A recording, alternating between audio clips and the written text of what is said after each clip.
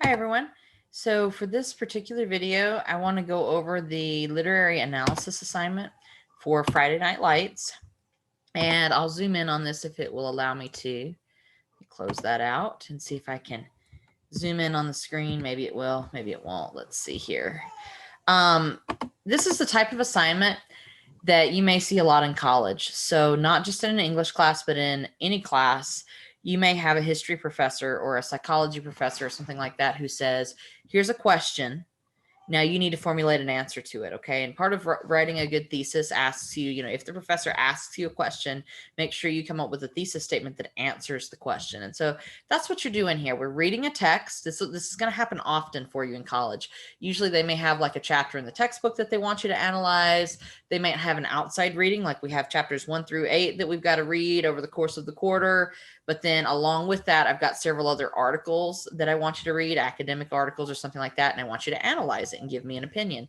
That's going to come up commonly. And usually those assignments are not long if you're a student at the 100 or 200 level, so like freshman year, sophomore year of college. Usually you'll have like maybe a 3-page paper or something fairly short for the professor. So I've designed this assignment to kind of fit in with what I think and suspect you'll be getting from other professors, okay? So critical thinking and critical reading are skills that you need to demonstrate in most of your college classes. You may also be asked to engage in criticism. Literary criticism means it's a literary work. It's an artistic work. Criticism, in some cases, you might be asked to write criticism of a leading psychologist's opinion on something. Okay, so then it's you're being critical of someone else's research, right? So it asks you to engage in an academic conversation, basically analyzing something. So for this assignment, you should respond to at least one of the prompts provided by the instructor. So we had several prompts that were posted 2 or 3 weeks ago for one of our discussion boards. We've also got several new prompts that were posted for this week. So any of those prompts are fair game. You can choose one that you felt the most compelled and felt like you had a lot to write about for that prompt and use that as the basis for the paper. In some cases, you might be able to combine 2 of the prompts, and I'll show you how that works in just a minute. There may be a couple of them that are kind of related to each other, and while you answer this one question as your lead question, but actually something that the other question was talking about is relevant too. And there may be ways, depending on what your answers are and what you're interested in, to combine a couple of the questions together. And that's fine, but no more than 2. So you're not going to be pulling from all of the different questions that I've posted. Okay. Final paper should be an essay of 1,200 words in length. That's roughly for sure 3 pages. Some of you may go a little over 3 pages, but a good solid 3 pages of actual content, plus a 4th page that's going to have your sources listed. You need to analyze or criticize Friday Night Lights by H.G. Bissinger. It should be an MLA format this time, and we'll talk more about that in a separate video. To receive full credit, you must fully respond to all aspects of the prompt. So if it's a prompt, a question that has 2 or 3 little sub questions within it, make sure you answer those. You also must reference the book, as well as at least 2 outside sources using in-text citations and a final work cited page. So you're going to pull from specific examples from the book, maybe quotes, maybe page numbers, things that are relevant. You're also going to look at 2 outside sources at least, okay? The final essay must fully adhere to MLA formatting guidelines. I'll discuss some of those from the OWL at Purdue in a separate video. In-text citations should be included for all summarized, paraphrased, or quoted material throughout the paper. So basically every single paragraph is going to be talking about the book. You need to make sure you provide a citation for the book, what page numbers you were looking at or what chapter you were looking at or something along those lines. You should write this essay in 3rd-person voice. It's not going to be I think or I feel or my opinion is, cut, all of those little sentence intros and go straight to the point. In the text, Bissinger writes this, he actually means this, or this is actually incorrect, or really he shouldn't have written that part. He should have been more aware of this or that. It should all be 3rd person. It should not be I think or I feel or anything that has to do with I or you or anyone else. It's he, she, it, they, them when we're talking about analyzing a text. So it's 3rd person. It should also include a clear thesis statement. We'll look at that in a minute, as well as clear opinions expressed. So you're going to express an opinion, but not doing so by saying I am or I feel or I think. Okay. 6 traits of effective writing rubric. We've been doing that all quarter. So ideas, word choice, conventions, sentence fluency, etc. And just as we do always, I will have a peer review worksheet that is basically the rubric that you can look at to think about how well you're meeting the requirements. Include a minimum of 3 cited sources total. So one of them is the book, and then 2 of them are outside sources. If you have more than this, that's fine. Each individual works cited entry should have all the following items. So pay careful attention to that. Here's your list of deadlines. I won't go over those. Those are going to change. The deadlines are going to change every quarter for different classes, but these are the deadlines we have for this quarter. Helpful notes. Remember that the main idea or thesis statement should answer the questions, right? And should serve as a roadmap for the paper. So however you answer the question in that main idea, main thesis statement, that's the focus you want to have for the whole essay. You don't want to have one statement of how you've answered the question and then the whole rest of the paper veers off to something else. Remember also that a good thesis statement should persuade readers to favor a point of view on the topic. Do not summarize the whole book and tell the reader what it was about. So you're going to assume that I, the teacher, the audience, I already know what the book was about. You're not going to summarize like, here's what happened in chapter 13.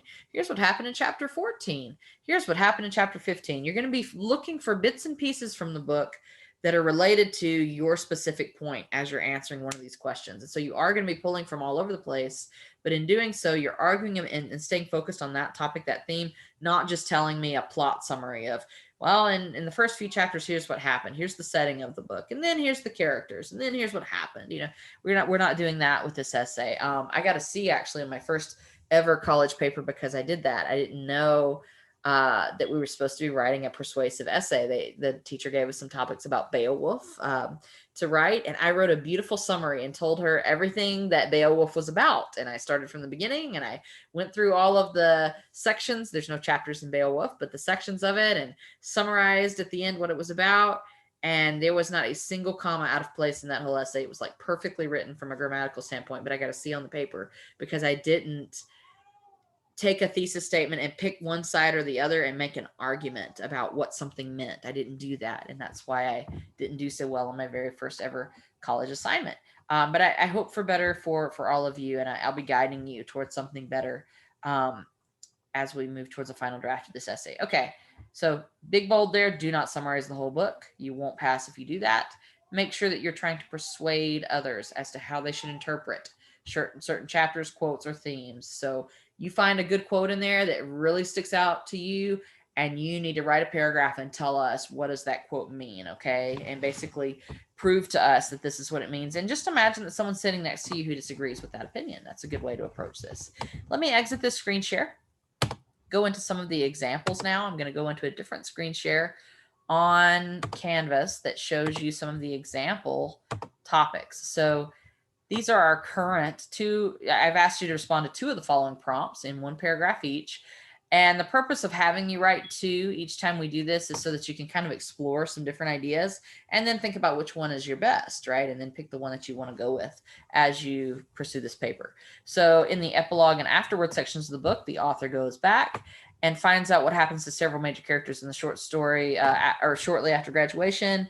And then also 25 years later, one of the saddest situations is Booby Miles. Does this story and where it ended up represent a failure of his school support systems and or greater community and society? So I made a note here. If you think yes, then here's where you need to go with it. If you think no, then here's where you need to go with it, okay? So what you should be able to do for all of these questions is think about yeses and nos. So look at the question that was asked from the teacher. In a nutshell, do you think yes or no for your answer? And then explain why. And that's kind of how you get going on this type of paper. Pick one side or the other. And as long as you try to float around in that gray area of, I'm not really sure, I kind of think it's this way, but it could be this way too, you're defeating yourself.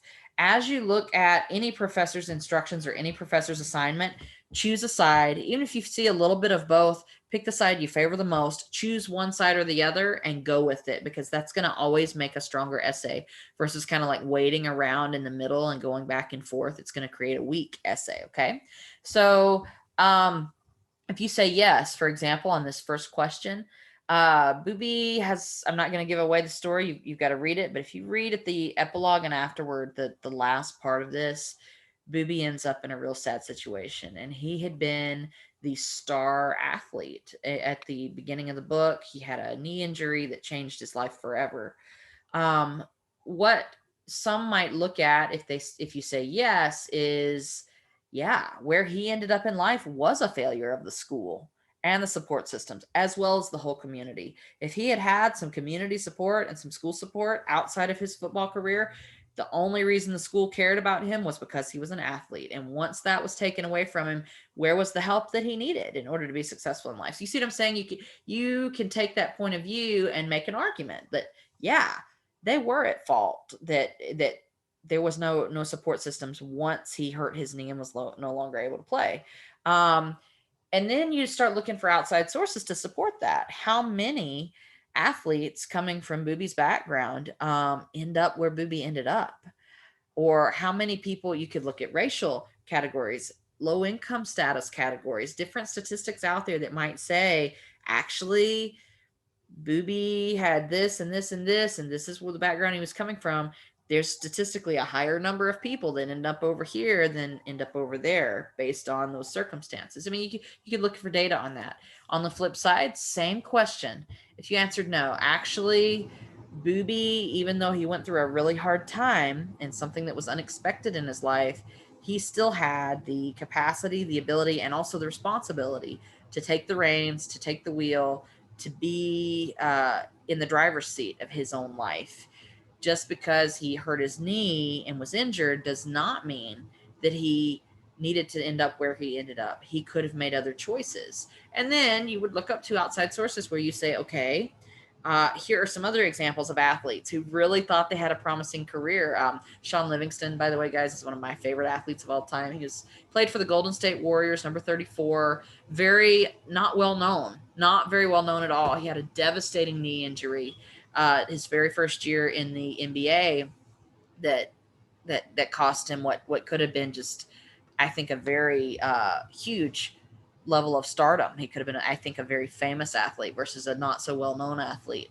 But you look at interviews with him and the obstacles he overcame, and he's still grateful to have at least gotten to participate in the NBA and be on the Golden State Warriors, which is a winning team who won some national championships. Like, I could use an example from Sean Livingston if I wanted to argue that actually, no, Booby could have made some different choices or something like that. So basically, I'm trying to use this as an example of what to do with this type of paper. You pick what side you're on, yes or no, and then you give your 2 cents worth of why you think what you think, and then you start looking for a couple of sources that analyze or support your point of view.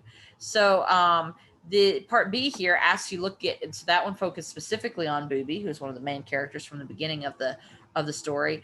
Focus on any character. You could look at Brian Chavez and see what you think, how his outcome, was that as it should have been, or Don Billingsley, or Mike Winchell, or Gaines. Any of these characters, you could look at where they ended up afterwards, and then make an argument. Whether the community members should have supported them better or not, or whether how they ended up in life.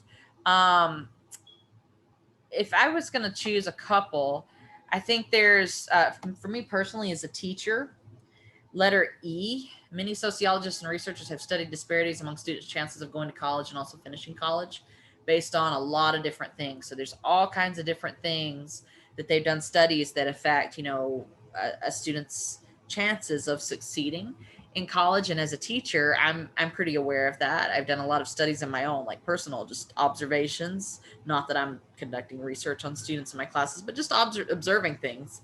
I would be interested in maybe answering this question and thinking about a character in the book who fits into one of these studies. So almost every one of these football players are first generation students. First generation status means their parents did not go to college. They're the first one in their families to go to college. So no matter what their income status, no matter what race they are, almost all of these athletes that are featured in the book, they're the first in their family to go to college or have a shot at college. And so there's a lot of studies that have been done on that group. So me personally, just as a teacher, I would be interested in choosing one of those characters and then focusing how that relates to first generation status. But you may be interested in some of the other topics that I've put out here. So simply this one, the emphasis on football was pretty heavy in that community. Do you think it was too much? Do you think it was giving some good things to the community? Whatever, you can pick a side one way or the other. There's no wrong answer. If you answer yes, though, make sure that you prove it. If you answer no, make sure that you prove it. And that's what you're graded on. I think sometimes students worry that if a question seems to be leaning more towards one side rather than the other, or I wonder what the teacher thinks. I bet she feels this way, so I better agree with that. If I want a good grade, you got to agree with the teacher to get a good grade. Not true. Not true. When I grade these, I'm looking at your writing. I'm looking at how well you present what your idea is. First of all, like, did the student clearly answer the question, yes or no? And then secondly, okay, if they answered yes or if they answered no, did they give me some clear reasons and then elaborate on those reasons? And when they chose a couple of outside websites, did those outside websites actually help their case? As if you were like a lawyer or something, you try to prove a point in a courtroom or something like that, okay? So look at it in that way. As always, email me if you have any questions. We've got those deadlines and they are set for a reason, and that's so that I can kind of get an idea of where you're going, and give any like last minute advice before you turn in the final paper. But as always, let me know if you have any questions. I hope this video was helpful.